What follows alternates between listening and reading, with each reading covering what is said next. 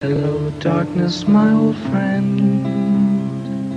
I've come to talk with you again, because a vision softly creeping left its seeds while I was sleeping, and the vision that was planted in my brain still remains within the sound of silence. And instantly I walk alone, narrow streets of cobblestone, neath the halo of a street lamp.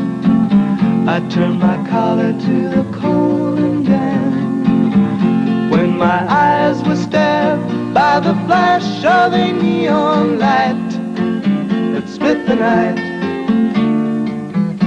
touch the sound of silence.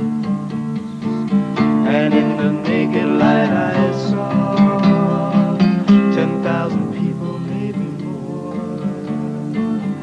people talking without speaking, people hearing without listening, people writing songs that voices never share.